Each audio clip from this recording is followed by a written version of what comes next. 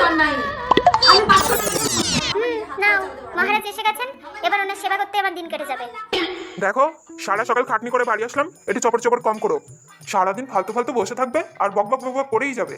বাড়িতে একদম ঢুকতে ইচ্ছা করে না, শালা মাথা যন্ত্রণা করে ছেড়ে দেয়।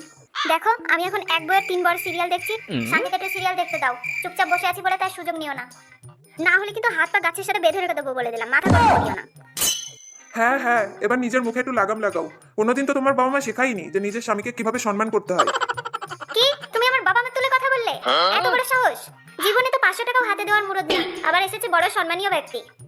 টাকলা বুড়ো, জীবনে একটা ভালো শাড়ি দেওয়ার ক্ষমতা নেই, ওনার আবার সম্মান চাই। নাও, চালু হয়ে গেল, আবার সারাদিন ধরে চলতেই থাকবে। এই যে শোনো, একটা কথা শুনে রাখো, যদি আমি সম্মান করতে না জানতাম না, এতদিনে একদম টপকে যেতে, সোজা হয়ে উপরে। হে ভগবান, কোন ঝামেলা লগ্নে তুমি এই ঝামেলাকে আমার ঘাড়ে চাপিয়ে দিয়েছো?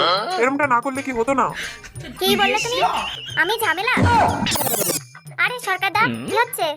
বৌদি, কি খবর?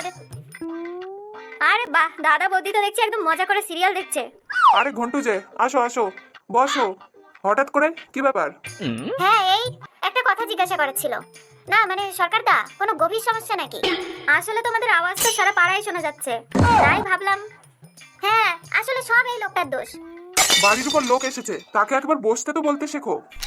যাও, ওর জন্য 1 কাপ চা বানিয়ে নিয়ে এসো, সাথে আমার জন্যও 1 কাপ। হ্যাঁ, তো সেটাই বলো যে নিজের লাগবে। না না, চাটা খেতে বলো না, আমি এখন খুব ব্যস্ততার মধ্যে আছি, একটু ডাক্তারের কাছে যেতে হবে। বলছি যে মোটরসাইকেলের চাবিটা একটু দাও না। এভাবে আমার থোবড়া দেখে কি হবে? চাবি তো দিয়ে দিতাম, কিন্তু গাড়িতে তো একদম তেল নেই। তোমার এত টেনশন করার দরকার নেই, 1 লিটার তেলের জায়গায় আমি তোমাকে 5 লিটার তেল ভরে দেবো। আর গাড়ি চলতে চলতে কোনো সমস্যা হলে সেটাও ঠিক করে দেবো, শুধু একবার চাবিটা দাও। ও ঠিক আছে, তা কটার মধ্যে ফিরে আসবে?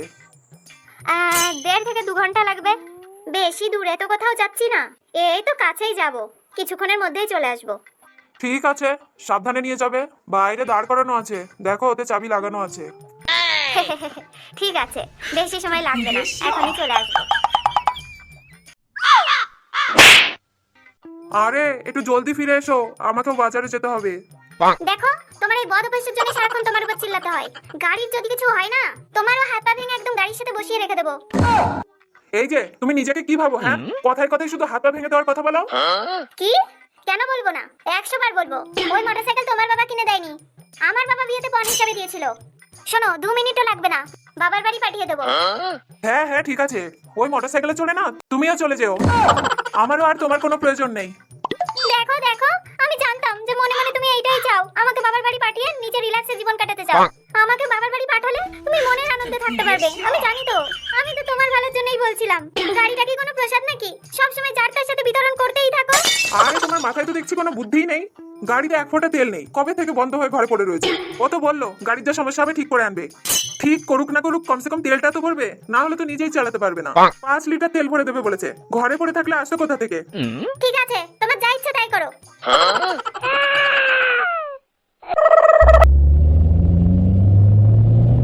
আরে সুন্দরী, কেমন লাগছে? মজা লাগছে কি লাগছে না?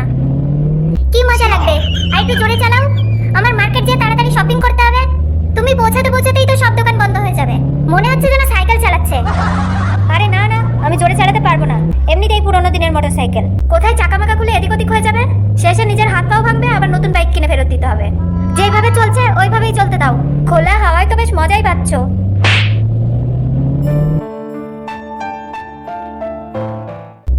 জানো জানো, অনেকদিন ধরে ইচ্ছা হচ্ছিল আমি তোমার সাথে একটু পার্কে যাই, আমি না কোনোদিন পার্কেই যাইনি।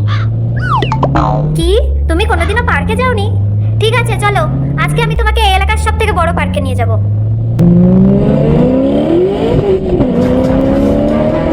আরে আরে আরে, সব গেল। কি হলো কি? আরে মনে হচ্ছে তেল শেষ হয়ে গেছে, এখন ঠেলে ঠেলে নিয়ে যেতে হবে তেল পাম্পে। জীবনে প্রথমবার তোমার কাছে একটা আশা রেখেছিলাম, তাও হয়ে গেল পেট্রোল শেষ। তুমি সারাদিন ধরে ঠেলে নিয়ে যাও, আমি চললাম, আমার তো সময় নেই। আরে কোথায় যাচ্ছ? দাঁড়াও, আরে দাঁড়াও। আরে কিরম গার্লফ্রেন্ড, মাঝ রাস্তায় এভাবে বিপদে ফেলে চলে যাচ্ছ? আমার পকেটে একটা টাকাও নেই। দূর চলে গেল। আরে তেল ভরার জন্য কত টাকা তো দিয়ে যাও। হ্যাঁ, আমার খেয়ে দিয়ে তো কোনো কাজ নেই, আমার ঘরে কষ্ট করে ইনকাম করা টাকা তোর পিছনে আমি খরচা করব, শালা ভিখারি। কাকের সাথে বন্ধুত্ব করব, তাও জীবনে কোনোদিন কোনো মেয়ের সাথে বন্ধুত্ব করব না। শালা কোনো ভরসা নেই, পকেটে টাকা শেষ তো সম্পর্কও শেষ। এই পেট্রোল ভাই, এতে একটু তেল ভরে দাও তো। পেট্রোল ভাই মানে আমার নাম কি পেট্রোল? ঠিক আছে, সরি সরি। কতটুকু দেব? আরে পুরো ট্যাঙ্কি ফুল করে দাও, একটু যেন খালি না থাকে। ঠিক আছে, আগে টাকা দাও, তারপরে পুরো ট্যাঙ্কি ফুল করব। আরে আমার কাছে কোনো টাকা নেই, তুমি পুরো ট্যাঙ্কি ফুল করে দাও, আমি বাড়ি যেয়ে টাকা এনে তারপরে তোমাকে দিয়ে যাচ্ছি। এরকম সাহসী চোর তো আমি আজ অব্দি জীবনে দেখিনি। বলে কয়ে চুরি করছে, ফ্রিতে তেল ভরার ধান্দা। চল ভাগ এখান থেকে। আরে এমনি পাড়ার লোকের পুরনো গাড়ি, তার উপর তেল শেষ, তার উপর আবার ধাক্কা দিয়ে ভেঙে দেবে মনে হচ্ছে। আরে তুমি গাড়ি নিয়ে সাইডে যাও না। পয়সা নেই ভিখারি, তাও আবার ফ্যাশন কম নেই, লোকের বাইক ধার করে রাস্তায় বেরিয়েছে। আরে একটুখানি বিপদে পড়েছি বলে যে যার মতন বেজ্জতি করে যাচ্ছে। আরে চল চল, এখান থেকে বেরিয়ে গিয়ে গরম দেখা। আরে ভাই 20 টাকার তেল ভরে দাও না, বাড়ি যেয়ে টাকা এনে তারপরে বেশি টাকার ভরে নিয়ে যাচ্ছি। আমি এখানে সমাজ সেবা করার জন্য বসে নেই, লোকের আন্ডারে কাজ করি। চল হাট হাট, ওনার জন্য যেন আমি নিজের চাকরি হারাবো। দূর, এই দুনিয়ায় কেউ কারো না। পুরো 5 ঘন্টা হয়ে গেল, জানে কে কোথায় কোথায় ঘুরে বেড়াচ্ছে আমার মোটরসাইকেল নিয়ে। আমাকে এসব শুনিও না, এক ফোঁটাও যদি প্রবলেম হয় মোটরসাইকেলের, ওর ঠ্যাং ভেঙে কিন্তু হাতে ধরিয়ে দেবো বলে দিলাম। আরে একটু ভালো কথাও তো বলতে পারো, সব সময় শুধু অলক্ষণে কথা। জানে কে কোথায় নিয়ে গেছে, তেল ভরেছে নাকি ওইভাবেই ঘুরে বেড়াচ্ছে। আরে বুড়ো, দিমাগটা কি গেছে? যার কাছে এক প্যাকেট বিড়ি কেনার টাকা থাকে না, লোকের কাছ থেকে ধার করে খায়, সে নাকি আবার পেট্রোল ভরবে। আর তুমি সেই লোভে পরে গাড়ি দিয়ে দিলে। আরে সরকার দা, এ কি ভাঙাচোরা গাড়ি পুষে রেখেছো ভাই, আজকে আমার অর্ধেক জীবন শেষ করে দিয়েছে। এই জিনিস ঘরে রাখা থেকে 200-400 টাকায় বিক্রি করে দেওয়া অনেক লাভ। আরে ভাঙাচোরা গাড়ি মানে? আমার একদম সুস্থ সবল গাড়ি ছিল, কি হয়েছে আমার গাড়িতে? তুমি জিজ্ঞাসা করছো গাড়িতে কি হয়েছে? আরে উপরওয়ালাকে অনেক ধন্যবাদ যে আমি প্রাণে বেঁচে আছি। এরকম গাড়ি আমি জীবনে কোনোদিন চালাইনি। আরে এত ঘুরিয়ে পেঁচিয়ে কথা বলার কি আছে, সোজা সাপটা বলো না গাড়ির কি ক্ষতি করে এনেছো। আরে বৌদি, আমার ঘুরিয়ে পেঁচিয়ে কথা বলার কোনো অভ্যাস নেই, ঠিক আছে? 400 টাকা তেল ভরেছি, কিন্তু কিছু দূর যেতে যেতেই সব উড়ে গেছে।